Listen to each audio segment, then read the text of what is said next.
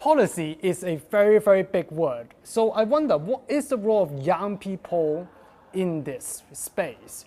Today, I invited two of my friends who are coincidentally in Beijing right now. Do you want to say hi, wave to the camera, and to introduce yourself, ladies first? Thank you.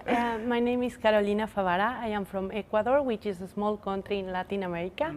And I am here in Beijing studying foreign investment law, how to bring Latin America companies into China for business. Foreign investment in this space of policy, Yes. right? My name is Alan. I am originally from Indonesia. I'm currently working at the Advisory Council to the President as personal assistant to the advisor to the President. So in Indonesia, the President of Indonesia has 9 advisors, and I'm assisting one of them. So it's a very, very big role, very interesting role. I'd love to dive a little bit deeper. But just let's talk about us currently in China. Is it your first time in China? First time in China? No, I actually lived in Xiamen In Xiamen? from 2016 to 2020. Oh, right. So you live in China for 4 years, and yourself? Is it your first time in China? It's not my first time. I was in Shanghai first, and then I come back this year. Yeah. So I have been quite a lot of months here in Beijing.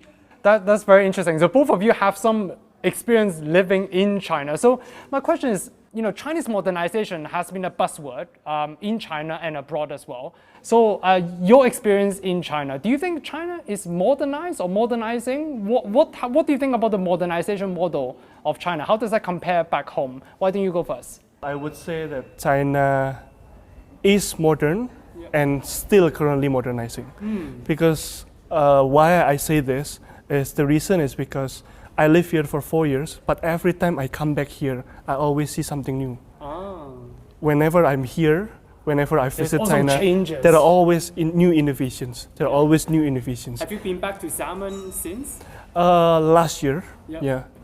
Last August. What are some of the biggest difference you see between the last time you lived there for 4 years and being back? I think one of the most surprising is how convenient it is right now. It was already convenient before, but last August I was surprised that people can now pay by using their palm.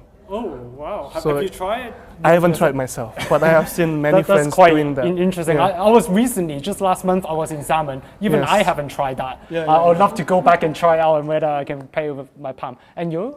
What do you think? China is modernizing, modernized? What do you think? I really think that living in China, staying in China is like, as for me from Latin America, I think it's like living in 2050 or in the future. In the future. Because we use a lot of technology. It's like a cashless society where you just have to scan a QR code and you can pay with digital economy. And I think digital economy is an important aspect here in China, using technology as well. And I think it's very important, like how they are using digital economy plus sustainability. Like I see, for example, the sharing bikes. You just scan the QR code and you can get any bike from the train station. And I think it's very nice to have a society like developing with technology, but also modernizing in this way. And I think it's like it plays like a model for many countries like Ecuador and many other Latin American countries. So I really feel like in China you have a lot of opportunities, and really I amaze all the time. Like every day I go out in China, I see something new, like all the things related with technology and how they are developing. Example, nowadays the EV cars and all the policies China has are really amazing to develop technology, but also think to a better world and a better future for all. So that's a very, very nice message that you have, is that modernization doesn't have to come at a cost to the planet and the environment. It has to be done in a more sustainable manner as well. So we spoke about new things. So modernization sometimes go hands in hands with innovation. So I want you to comment and share a little bit insights of how do you think China is an innovative environment, innovative economy? How will you assess, how will you evaluate the progress in this? So you're nodding quite a lot. I want to come to you first because you were nodding quite a bit. So what do you think? And how does that compare back home in Indonesia as well? I think because sustainability was mentioned, I think I would like to touch a little bit upon this. I would like to talk about renewable energy technology in China, because I feel like China has been innovating so much in this industry, especially in the energy Not just sector. EV, right? Because Yes. you mentioned EV, but there's more. There is more. Tell me. When I was in Xiamen, I happened to did I did like a research on cooperation between for cooperation between Indonesia and China in the renewable energy sector. As we knew that China is a developing country, so China needs to use huge amount of energy. The energy demand is increasing every year, and this is the reality, but China has been polluting quite a lot. But China is not sitting still, because the country has been doing lots of innovations, especially in solar panels, in wind energy, in hydro energy. Now we can see, if we read on the news, we can see that some of the world's largest wind farms are located in China. Some of the world's largest hydropower dams are all located in China. And I see this as something very interesting, because this technology, it is needed by the world. And China has the potential to export that technology to the world and make the whole world more sustainable. Like coming from Indonesia, Indonesia has lots of potential in renewable energy sources, but most of them are still untapped because we don't have the technology. This is where I would like to say that there is a good potential of collaboration and cooperation between both countries, especially in the renewable energy sector, to make sure that sustainability exists and can be strengthened. Yeah. I want to follow up very quickly and then come to you. So the West have recently been criticizing China for this idea of overcapacity, of dumping this cheap renewable energy product into the global market. Is that something, do you think is reasonable criticism that they're putting on China? Do you agree with that assertion? Renewable energy technology, it can be considered a new technology. So like the supporting technologies, like including the storage, energy storage, the battery, is still not perfect because it's still under development. So I would say that like over producing energy, it would be something natural to happen, because more better and better technology is still being developed. And I would say that the current technologies that China has is good enough to be exported to other countries, so that more countries would adopt the technology. And then when more countries are in the renewable energy sector, utilizing renewable energy sector, there would be more research fund allocated to the industry, and then we will have more efficient renewable energy storage, renewable energy. That's very interesting. So I want to have your take on this idea, like, because you stay in China for quite some time, you look at policy, you look at foreign investment as well. Do you think how do you evaluate Chinese ecosystem? Is it innovative? Like, in what aspect it is innovative? I think Chinese ecosystem is very innovative. We are using like this sharing economy, not only with bikes, also with chargers. You can go to any place in China, you can find like these sharing chargers in everywhere, or the bikes everywhere. It's like the sharing economy is like very innovative, because people can use just with the scanning codes. And also, for example, nowadays they are trying to bring new technology for the Made in China policy. So I think they are trying to build new innovative economy, and I think other countries should learn from this, because most of the time we don't use like this, like digital economy, like green economy in our society. But China is doing it. They have a plan for it, and they have been implementing year after year, and they are learning from it. And I think other countries, like developing countries, should learn from it, because we have a lot of green technology economy, but we don't have this in our countries implemented like China is doing now. So there are common challenges that developing countries are facing. There are potential solutions and ideas that we can share with each other.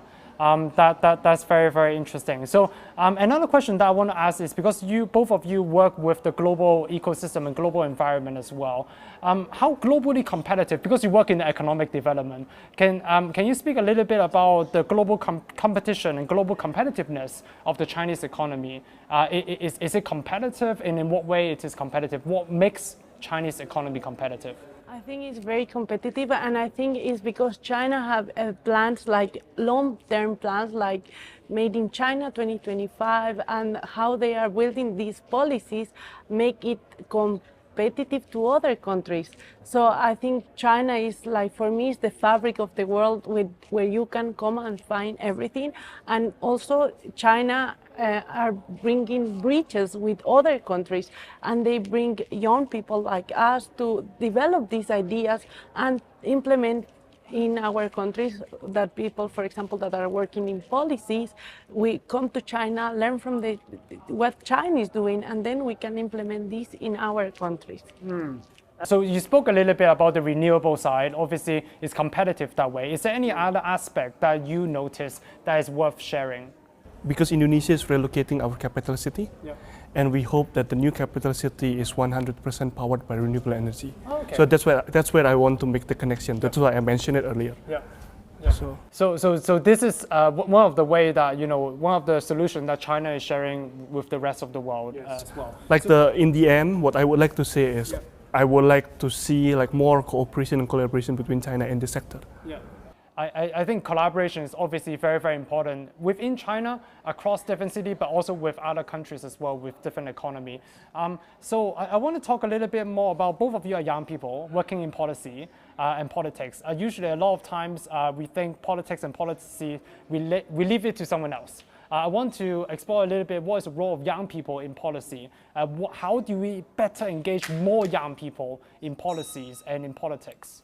My field is related with policy, but also with law. So I really try to connect people doing business, but also implement law by the side, and learn about foreign investment law in China to bring more connections from Latin America and Europe into China. So I think, as a young people, to understand Chinese business culture, Chinese language as well, is very important, because then if you understand the culture and how they manage business, then you can do a great agreement between both countries and create a great cooperation. So as a young student and as a young lawyer, I think it's very important to bring more people to see China with their own eyes and try to implement this in the different fields we work, to implement this in our own countries, and also bring good cooperation between both countries with good understanding. For example, in Ecuador, they just signed the free trade agreement, which is a great advance for our country, because China is the second big investor in Ecuador and in many other Latin countries. So I think this is important, to have more people coming, and enterprises and CEOs from Latin America into China, and China to Latin America, to do a mutual cooperation. So To be more informed, but also Yeah. exchanges and Yeah. seeing with your own eye can help to have better, more in-depth understanding and observations. And yourself, how do we better engage more young people into policies and into politics? I think policy is a very complex matter, because policy would shape the society. It will help direct how the society operates, how the society runs. So having perspective of young people, I feel is very important, because young people is going to be the leader of the future. And we have different perspectives than the current leaders and the previous generation. So I think it's really important to have more young people involved, so that our policy can be inclusive. Inclusive meaning that our policy should not leave anyone behind. Like in our work, we always, like whenever we want to create a new policy, give recommendation to the president, we will try to always look from different angles and make sure that all parties are benefited from the new policy. In terms of like young people, I feel that it's really important for young people to have the direct experience on how to formulate good policies, by have how to give them the opportunity to have the experience is to have them, like let's say if you want to make a good policy between Indonesia and China, it's really important. I agree with Carolina. It's really important to see China by your own eyes. In Indonesia, we have this saying, "Tak kenal maka tak sayang." It actually means if you don't know about something, you will not be able to love it. You will not be able to like it. Wise words. Yeah, and like China-related policy, because like what we see on the media, sometimes the media is biased. Like if we talk about China, it will depend from which media are you reading China from. If you read from a certain media, if maybe the media is not really supportive of China, they might write not so positive things about China, even though China is doing really well. But if you, so that's why it's really important for young people, especially those who have never come to China before, to come here, see by themselves, experience by themselves, so that then when they make policies, especially policies related to China, they can consider their own experience. As well, yes, they have sense. the empathy, they can consider their own experience, they can think about their experiences here, they can think how they can utilize China's advancement and make sure that the collaboration between their own country and China could be effective. The final question that I want to pose to you guys, because whether it's policy or politics, your line of work requires changes. Changes is not always easy. It requires innovation, requires being innovative and creative. Is there any message that you have for, buzzing young people want to go into politics, want to make a difference in their country and in the world? What are some of the advices that you have for them? Let's start with you and then we close with you. Politics is not an easy task to do because You are doing a very, very difficult task. yes. Talking about my experience, the last 1 year of my life, I actually didn't expect to be involved in this position because previously I studied in China. I was mostly into like international relations. I was hoping to work at international organization representing Indonesia in the international stage. But yeah, it just happened that I'm currently working for the Indonesian government, and I can see that politics is it's very important because it can influence decisions. Being a politician, you need to make sure that you have integrity. You need to be responsible because you are representing the voices of the people. And whatever decision you make, it will impact a lot of people. So if someday I will really become a politician, I will remember this experience. I will always remind myself that whatever decision I'm making, it will influence someone's life. It will impact someone's life. Maybe if I make a wrong decision, some group of people, maybe they cannot find food to eat the next day. So there's a sense of responsibility and to serve the people. Yes. And yourself? I will say to all the young students and all the young people that it's not our fault to born in a country that is poor, but it's our fault if we left the country as it was.